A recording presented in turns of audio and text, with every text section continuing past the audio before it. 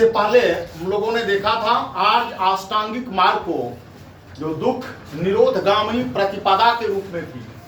अब इसी से निकलता है कि बुद्ध की जो शिक्षाएं हैं वो मध्यम मार्ग की ओर इंगित करती है, to follow a middle path. तो मिडिल पाथ क्या है?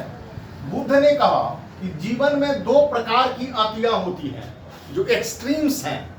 उन एक्सट्रीम्स के बीच में सामंजस्य को स्थापित करना, जो टू एक्सट्रीम्स हैं, जो दो अतियां होती हैं, ये उन्होंने खुद अपनी साधना के दौरान अनुभव किया था। कठिन तपस्या, काया क्लेश, सेल्फ टॉर्चर की स्थिति को, और इसे उन्होंने सही नहीं माना। दूसरी तरफ इसके बाद अन्न जल ग्रहण किया और फिर इसके बाद वो साधना की अवस्था में आए और निर्वाण को प्राप्त किए। तो बुद्ध को यह आभास हुआ कि ये दोनों अतिवादी जो स्थितियां हैं, ये जीवन के परम लक्ष्य को नहीं प्राप्त करा सकती है। इसके लिए मध्यम मार्ग का अनुसरण करनी चाहिए। अर्थात एक तरफ शाश्वतवाद है और दूसरी तरफ उच्छेदवाद है। दोनों के बीच का मार्ग होनी चाहिए।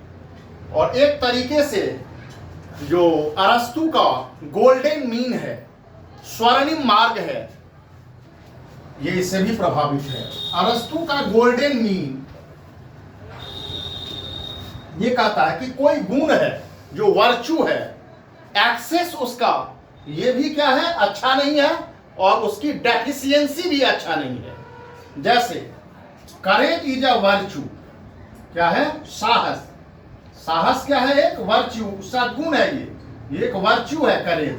लेकिन इसका एक्सेस अगर है, अगर अत्यधिक साहस अगर का गुण बढ़ जाता है तो ये क्या हो जाता है? अत्यधिक साहस की स्थिति में व्यक्ति उच्छृंखल हो जाता है ना, और ये फिर अनुचित कार्य करने लगता है। और इसकी जो डेफिशिएंसी है, ये कोवार्डिस, अगर साहस नहीं होगा तो क्या हो जाएगा? डरपोक की स्थिति बन जाएगी, है ना। और ये फिर एक अलग दिशा की ओर ले जाता है व्यक्ति को, है ना। ये दोनों के बीच का मार्ग, जो एक्सेस और डेफिशिएंसी है, उनके बीच का मार्ग, और यही सद्गुण है, ये करेज है। तो कई प्रकार के ऐसे स्थिति हैं तो जिनका मीन जो है, माध्य जो है, सामान्य तौर पर स्टैटिस्टिक्स में भी, एरिथमेटिक्स में भी हम लोग जब माध्य निकालते हैं तो क्या निकालते हैं? जितने भी वेरिएबल्स होते हैं, लोअर लिमिट और जो अपर लिमिट है, हायर है, उन सभी को हम लोग प्लस कर देते हैं और नंबर जितने हैं उसको डिवाइड कर देते हैं, तो वो मीन निकल जाता है एवरेज में। स्टैटिस्टिक्स में हम लोग क्या, केंद्रीय प्रवृत्ति की माप में, मेजरमेंट ऑफ सेंट्रल टेंडेंसीज में, मीन, मीडियन, मोड, तो मीन निकालते हैं ना स्टैटिस्टिक्स में हम लोग, tendencies of means of central tendency. तो वैसे ही है शाश्वतवाद और उच्छेदवाद, दोनों के बीच का मार्ग। तभी बताया था आप लोगों को कि गौतम बुद्ध का मानना था कि जीवन कैसे जिया जाए। अर्थात बुद्ध ने अपने उपदेश में जीवन, आर्ट ऑफ लिविंग की बात रखी। अर्थात जीवन जीना एक कला है, तो आर्ट ऑफ लिविंग कैसी होनी चाहिए? तो मध्यम मार्ग का अनुसरण किया जाना चाहिए। चूंकि इस संसार की सभी वस्तुएं और घटनाएं सापेक्ष हैं, इसीलिए न ही उन्हें पूर्ण तौर पर सत्य कहा जा सकता है और न ही उन्हें पूर्ण तौर पर असत्य कहा जा सकता है। इसका अर्थ यह है कि शाश्वतवाद का अर्थ होता है कि परपीचुअल, उच्छेदवाद, नष्ट हो जाना, डिस्ट्रक्टिव, नाशवान। और ये परपीचुअल, यहां न तो ये शाश्वत है और न ही पूर्ण तौर पर में इसका विनाश है। कैसे? उन्होंने कहा कि संसार की जो भी वस्तुएं हैं या घटनाएं हैं वो सापेक्ष हैं, एक दूसरे के सापेक्ष हैं। ये तभी बौद्ध दार्शनिक नागार्जुन ने सापेक्षता का सिद्धांत दिया और इन्हें भारत का आइंस्टीन भी कहा जाता है। आगे हम लोग देखेंगे नागार्जुन का जो दर्शन है, शून्यात का दर्शन, सापेक्षता, थ्योरी ऑफ रिलेटिविटी, आइंस्टीन ने जो 20वीं शताब्दी में दिया, बौद्ध दर्शन के अंतर्गत बहुत पहले ही नागार्जुन दे चुके थे। तो कैसे ये, तो इस सृष्टि की, जगत की सभी वस्तुएं और घटनाएं क्या होती है, सापेक्ष होती है। कार्य कारण सिद्धांत जो है उसको सापेक्ष बना देता है। क्या बना देता है? कार्य कारण का सिद्धांत और प्रतीक समुत्पाद इसे सापेक्ष बना देता है। तभी ये कहा जाता है नो तो ये पूर्ण तौर पर सत्य है, नो ही पूर्ण तौर पर सत्य है, और नो ही पूर्ण तौर पर असत्य है। पूर्ण तौर पर सत्य, नो ही पूर्ण तौर पर सत्य है। पूर्ण तौर पर सत्य नहीं है, इसका कारण है कि यह जरा मरण के अधीन है।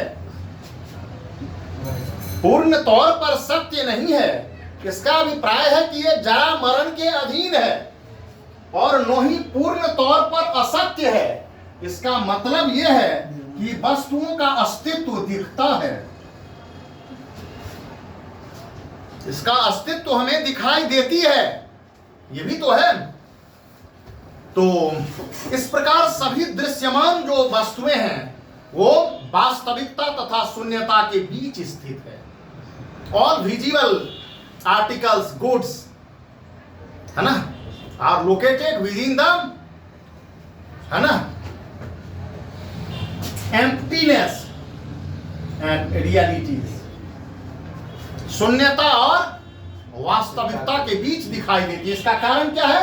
जगत में इस नो ही पूर्ण तौर पर सत्य है, इसका मतलब जरा मरण के अधीन है। नो ही पूर्ण तौर पर असत्य कह सकते हैं क्योंकि ये अस्तित्व इनका दिखाई देता है। इसीलिए अर्थात बुद्ध का मानना था कि दो अतिवादी जो विचारधाराएं हैं, जो मान्यताएं हैं, जिनका अतिरेक है, एक्सेस है, इन दोनों के बीच स्थित चाहिए। अर्थात बुद्ध इन दोनों ही प्रकार के अतिवादी विचारधाराओं का निषेध करते हैं और उनके बीच एक मध्यम मार्ग के अनुसरण की बात करते हैं। मतलब चाहे जीवन जीने की जो कला है उसके अंतर्गत वही बात कि बिना की तार को इतना मत कसो कि वह टूट जाए और इतना ढीला ही मत छोड़ो कि वो, मतलब शरीर को या जीवन को इतना काया क्लेश, तपश्चर्या, सेल्फ टॉर्चर के अंतर्गत, भूख प्यास, जैसे जैन दर्शन में भी है, वहां भी अंतर के बिंदु को बताऊंगा, कठोर तपश्चर्या, और नहीं इतना भोग विलास में लिप्त कर दीजिए क्योंकि वो अटैचमेंट को फिर दिखला देगी। बिना की तार को अगर ढीला छोड़ेंगे तो फिर वो आसक्ति में चली जाएगी, और आसक्ति में चली जाएगी तो ये लग्जरियस लाइफ की ओर, और फिर वो तृष्णा को और उत्पन्न करेंगी। धीरे धीरे तृष्णा बढ़ती जाती है, तृष्णा की ऐसी ही स्थिति होती है, पिपासा बढ़ती जाती है ये। तो इसीलिए उन्होंने कहा कि नो ही एक लग्जरियस लाइफ की ओर और नो ही एक एस्थेटिक लाइफ की ओर करना चाहिए। यहाँ पूर्ण तौर पर मैं ये स्वयं उन्हें अपनी तपश्चर्या से अनुभव हुआ और इन्होंने ही मध्यम मार्ग के अनुसरण की बात की, क्योंकि संसार में दो प्रकार की अतियां हैं, और जो एरिस्टोटल का गोल्डन मीन, स्वर्णिम जो माध्य है, जो मार्ग है, कहीं न कहीं इसको भी ये दर्शाता है। उन्होंने भी, वैसे बुद्ध अरस्तु से बहुत पहले दे चुके थे, है ना। हाँ, हमारे यहाँ 6वीं शताब्दी में, अरस्तु का समय काल 4वीं शताब्दी, इस 4वीं शताब्दी तो समय काल में, है ना, 4वीं शताब्दी में तो बुद्ध लगभग 3 शताब्दी पहले ही इसे प्रतिपादित कर चुके थे। विज्ञान के अंतर्गत सापेक्षता का जो सिद्धांत है, जो आइंस्टीन ने दिया, वहां तक नागार्जुन ने दे दिया मैं सापेक्षता के सिद्धांत को। अर्थात उन्होंने अतिशय आसक्ति, लग्जरियस लाइफ क्या दर्शाता है? अटैचमेंट को, आसक्ति को दर्शाता है। अतिशय आसक्ति तथा काया क्लेश दोनों का विरोध किया बुद्ध ने। अपने प्रथम उपदेश में जो उन्होंने सारनाथ ऋषि पत्तनम में दिया था, उन्होंने भिक्षुओं को संबोधित करते हुए कहा था कि संसार में 2 अतियां हैं और प्रत्येक व्यक्ति को इन अतियों से बचनी चाहिए। प्रथम एक है अति कि सुख में पूरी तरह से लिप्त हो जाना, सुख में पूरी तरीके से लिप्त होना है, और ये क्या है? इंफीरियर है, ये निम्न है, अयोग्य है, अपवित्र है, अनहोली है, अनएथिकल है, क्या है? अनैतिक है, अवास्तविक है। और दूसरी अति जो है वो है काया क्लेश की स्थिति। और ये भी अंधकारपूर्ण है, ये भी एक मिथ्या है ना।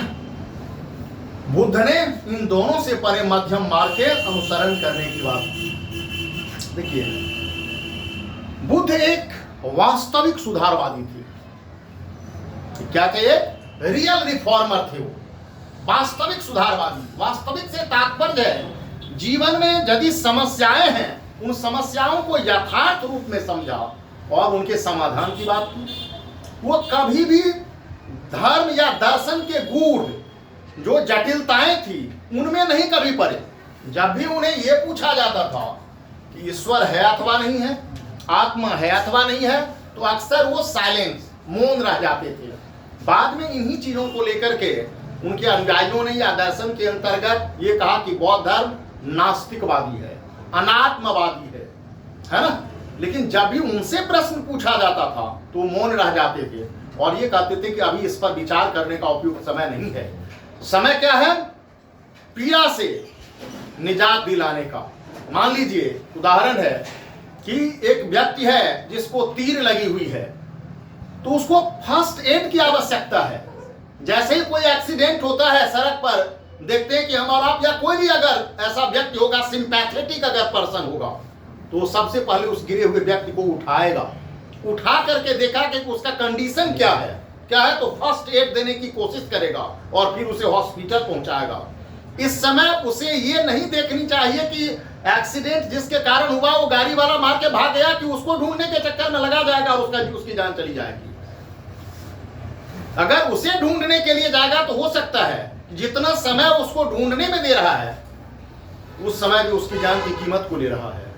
इसीलिए बुद्ध कहते थे कि अभी ये समय नहीं है कि हम उस पर विचार करें कि ईश्वर है अथवा नहीं है, आत्मा है अथवा नहीं है, ताकि अभी दुखी मानवता को, पीड़ित लोगों का उपचार करना है।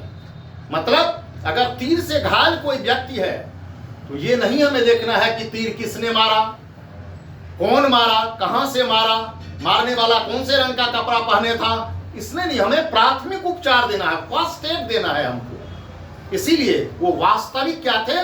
सुधारक थे। और इसीलिए वो हम धर्म के मामले में उदार थे ही, लेकिन बुद्ध के जो उपदेश थे वो अधिक सामाजिक थे। धार्मिक से अधिक हमें सामाजिक सुधारक के रूप में। हाँ, धर्म से शासित ये समाज था, धर्म की जटिलताएं थी, अतः धर्म के विषय में भी उन्होंने बात की, लेकिन सबसे अधिक थी उनमें बुद्ध का समाजवादी दृष्टिकोण, मानवतावादी दृष्टिकोण।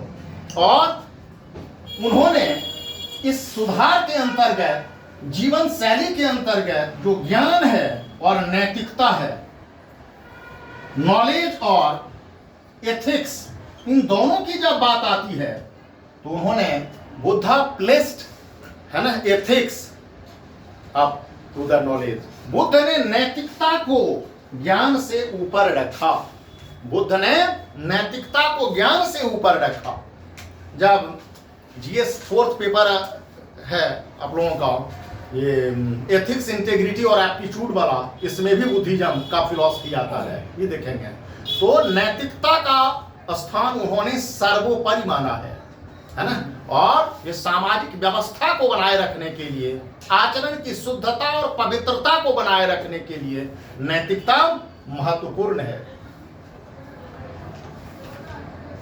सर, ये किसने कहा था कि नॉलेज इज अ वर्च्यू, सब बड़ी ज्ञान है? ये भी है, इसको इसी से ग्रीक थिंकर से। Greek thinker.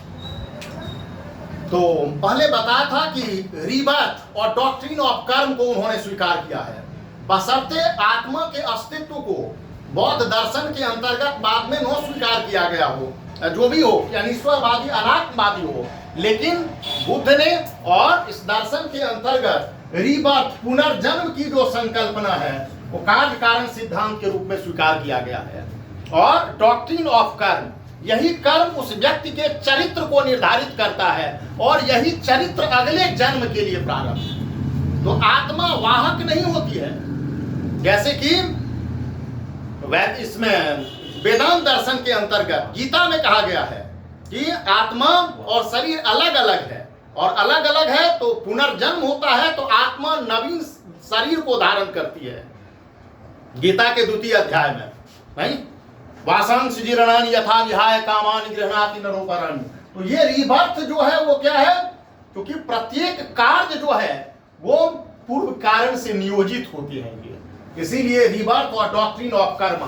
पीटी में क्वेश्चन आ जाता है, कई बार 3-4 ऑप्शन आ जाते हैं कि बौद्ध धर्म में, क्वेश्चन आप देखिएगा पहला, बौद्ध दर्शन में पुनर्जन्म का सिद्धांत स्वीकार्य है, सही है या गलत है। यहाँ कर्म की अवधारणा या कर्म का सिद्धांत स्वीकार नहीं किया गया है तो गलत है। कर्म का डॉक्ट्रिन ऑफ कर्मा यहाँ भी है, जैन और बौद्ध दोनों में कर्म का सिद्धांत स्वीकार किया गया है, यहाँ भी है, वहां भी पुनर्जन्म है। और बताया था कि ये तब तक निर्वाण, ये जरा मरण है और ये तब तक चलती रहती है जब तक कि पूर्ण तौर पर उनमें तृष्णा समाप्त नहीं हो जाती है। ये तृष्णा ही है जो उसे बार बार जन्म लेने के लिए प्रेरित करता है, समझे। ये तृष्णा ही है जो उसे रिवर्त के लिए प्रेरित करते रहता है। अगर तृष्णा समाप्त हो जाए तो फिर वो जरा मरण के चक्कर से मुक्त हो जाएगा, अर्थात आवागमन का जो cycle of birth and death है वो समाप्त हो जाएगा वहां पर। अब यह है कि बुद्ध की शिक्षाएं, तो एक तो शिक्षाओं के अंतर्गत दुख से शुरू हुई और दुख की समाप्ति निदान, वहां तो चरण यह है कि फिर बुद्ध ने जो उपदेश दिया और जो समकालीन जीवन था उस जीवन के अंतर्गत उन्होंने जो भी सामाजिक कुरीतियां थी उन कुरीतियों का उन्होंने खंडन किया। जैसे 600 बीसी के काल तक आते आते वैदिक धर्म जो था उसका स्वरूप जटिल हो गया था। बड़े पैमाने पर यज्ञ कर्मकांड आयोजित होने लगे थे, कई दिनों तक वर्षों तक चलने वाले यज्ञ होते थे। इसमें प्रभुत संसाधनों है ना यह होता था, खर्चीले हो गए थे, आडंबर पूर्ण हो गए थे और पशुबल हिंसा। इसीलिए बुद्ध ने इन कर्म कांडों का विरोध किया और इसे व्यर्थ बताया। क्या बताया? व्यर्थ बताया। इसीलिए उनका कहना था कि मनुष्य में भेद जन्म के आधार पर नहीं होनी चाहिए। ऋग्वैदिक काल में तो हम लोगों ने देखा कि वर्ण भेद की संकल्पना बहुत बाद में आई थी 10वें मंडल में, लेकिन उत्तर वैदिक काल तक आते आते वर्ण के मौलिक तत्व विकसित हो चुके थे और उसका आधार जन्म ने ले लिया था, अर्थात वर्ण विशेष की पहचान उनके जन्म से होने लगी थी। तो बुद्ध ने कहा कि जन्म से किसी व्यक्ति की पहचान नहीं होनी चाहिए और इस आधार पर ब्राह्मणों की श्रेष्ठता का जो दावा है, claim of Brahmins to be a champion और सुपीरियर वन, इसका उन्होंने खंडन किया, डिनाउंस किया। अर्थात व्यक्ति को की जो श्रेष्ठता है ये उनके गुणों पर आधारित होनी चाहिए, उनकी बुद्धि पर आधारित होनी चाहिए, उनके कर्म पर आधारित होनी चाहिए। मतलब व्यक्ति की श्रेष्ठता का आधार उसका आचरण, उनका कर्म, उनका गुण होनी चाहिए, न कि जन्म से कोई व्यक्ति श्रेष्ठ होनी चाहिए। भक्ति आंदोलन में भी देखेंगे यही बात। तो उन्होंने जो वर्ण व्यवस्था में संकल्पना थी, श्रेष्ठता की दावा थी, वैदिक यज्ञ कर्मकांड हो रहे थे, उनका उन्होंने खंडन किया और जाति पात छुआछूत जैसी व्यवस्था जो थी उनके दृष्टि में भेदभावपूर्ण थी और उसको उन्होंने नहीं माना। जब उन्होंने बौद्ध धर्म के प्रचार के लिए बौद्ध संघ की स्थापना की तो संघ का दरवाजा जो है सभी जाति वर्ण और जातियों के लिए खोल दिया गया है ना। कुछ सीमाएं थी लेकिन सभी वर्ण के लिए वो था। अच्छा, बुद्ध ने जो उपदेश भी दिया था वो 5 ब्राह्मण ही थे जो सारनाथ में उन्होंने उपदेश दिया था।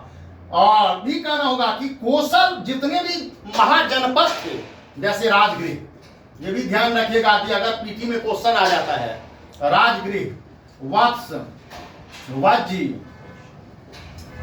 कौशल, अब ये क्वेश्चन आ जाए निम्न में से किस महाजनपद में बुद्ध को सबसे अधिक सफलता और बौद्ध धर्म में लोग दीक्षित हुए, प्रभावशाली वहां पर प्राप्त हुई, तो कौशल में डोमिनेट था यहाँ पर में ब्राह्मणिज्म। बुद्ध ने कौशल प्रदेश की यात्रा की, वहां के राजा प्रसेन जी है ना की रानियां है ना, और यहाँ के श्रेष्ठी है ना यश नामक प्रेस्टी ने उनके लिए हार खरीदा, तो इस प्रदेश में अफ्रीका, ऐसे ही प्रश्न पूछ लिए जाते हैं, है ना। बुद्ध के धर्म प्रचार के क्रम में जो भ्रमण है, तो कौशल में उन्हें सबसे अधिक, तो ब्राह्मणों जो अनुयायी थे उसमें ब्राह्मण भी थे, क्योंकि बुद्ध के उपदेश सरल होते थे, तर्कयुक्त होते थे। तो उन्होंने समाज में प्रचलित जो भ्रांतियां थी, जो कुरीतियां थी, उनको दूर करने का प्रयास किया, और एक ये लोकतांत्रिक दृष्टिकोण को दर्शाता है। मतलब समकालीन समाज में जो दोष व्याप्त हो गए थे, उन दोषों को दूर करना ही उनका उद्देश्य था। उन्होंने मनुष्य के नैतिक एवं सामाजिक गुणों के विकास पर बल दिया, जो एथिकल और सोशल क्वालिटीज हैं उनको डेवलप करने की बात की, और बताया था कि उनके धार्मिक दृष्टि उदार थी। यदि ज्ञान और नैतिकता की बात की जाए तो वो ज्ञान से भी अधिक नैतिकता को महत्व देते थे, ज्ञान से भी अधिक नैतिकता को महत्व देते थे। और सामान्य मनुष्य के लिए बुद्ध ने जिस धर्म का उपदेश दिया वह भिक्षु के धर्म से भिन्न था, और उसे उपासक धर्म कहा जाता है। गृहस्थों के लिए, हाउस होल्ड लाइफ के लिए, ये हम लोग जैन धर्म दर्शन में भी देखेंगे। महाव्रत और अनुव्रत के क्रम में भिक्षुओं के लिए पालन किया जाने वाला महाव्रत, और हाउस होल्ड लाइफ के लिए अनुव्रत के रूप में ढील दी गई उपासक धर्म। अब यह है कि सभी लोगों को निर्वाण की प्राप्ति की बात, ये तो बाद में जाकर के हीनयान और महायान शाखा हुआ, जिसमें हीनयानियों ने कहा कि केवल व्यक्ति विशेष को ही, भिक्षुओं को ही, सन्यासियों को ही अरहत के पद को स्वीकार करता है, व्यक्तिगत मोक्ष की बात करता है।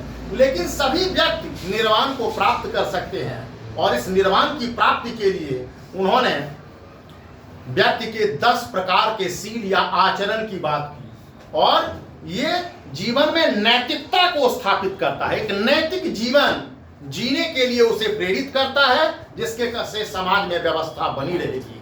ये नैतिकता क्या है, जिसके लिए 10 सिद्धांत हैं, जो 4-5 सिद्धांत तो आपको जैन धर्म और दर्शन में भी मिलेंगे। जो महावीर स्वामी तक थे उसमें दोनों ही कंटेम्परेरी ही थे, हाँ, लेकिन जैसे कुछ उम्र भी है, और इसमें अहिंसा, हाँ, उसमें भी दोनों भी है। तो अहिंसा, नॉन वायलेंस, जो नॉन वायलेंस है,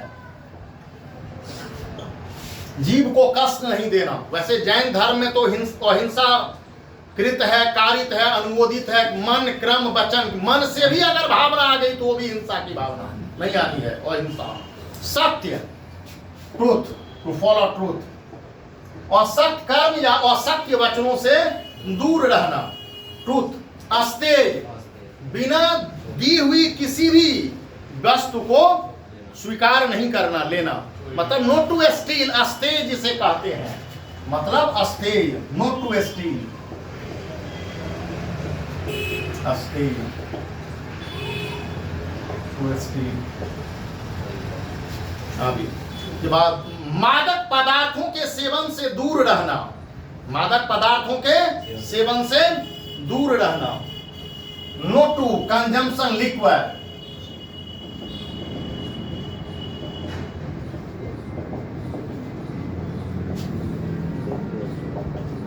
keep away from consumption of drug,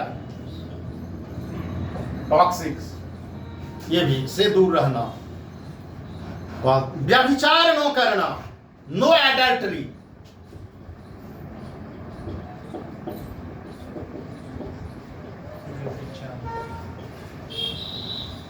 भारतीय संविधान, सॉरी, अभी सुप्रीम कोर्ट ने एडल्ट्री के संदर्भ में जो फैसला दिया पिछले 2 वर्ष पहले, उसमें एक्स्ट्रा मैरिटल अफेयर्स के बारे में उन्होंने क्या कहा, यो दंड के अंतर्गत है ना, ये तलाक का आधार हो सकता है, दंड के वाकी नहीं है ये, है ना। तो नो एडल्ट्री है, तो व्यभिचार नहीं करना। फिर है नृत्य, संगीत आदि से दूर रहना, keep away from dance and music.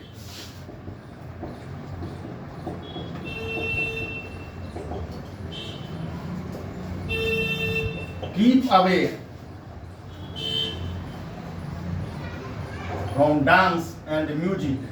पांच बात है, ये अटैचमेंट को दर्शाती है, कामोद्दीपक है ये, तो नृत्य संगीत आदि से दूर रखना, ये एथिकल लाइफ को।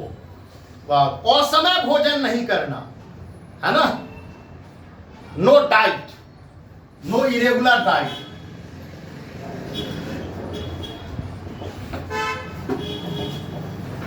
ये कहता है कि दोपहर के बाद भोजन नहीं करनी चाहिए।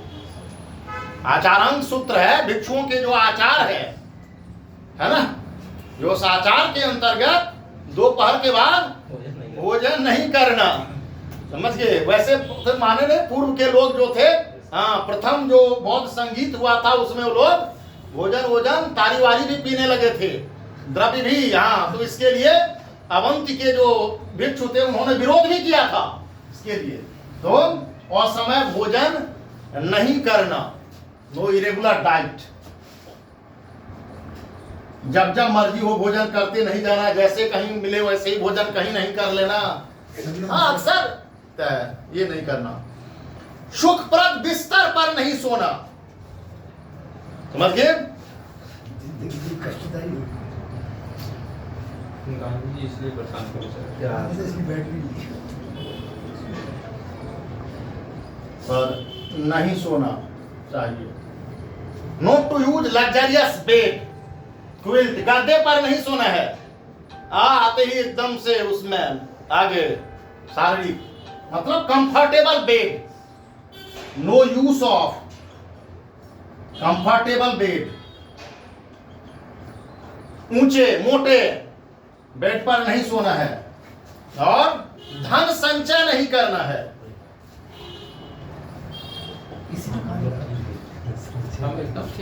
धन संचय, अब धन संचय करने लगेगा तो इसका मतलब है कि फिर उसे not too much collection of wealth, not too much collection. आजीविका के लिए सोने चांदी उपहार गिफ्ट को प्राप्त नहीं करना।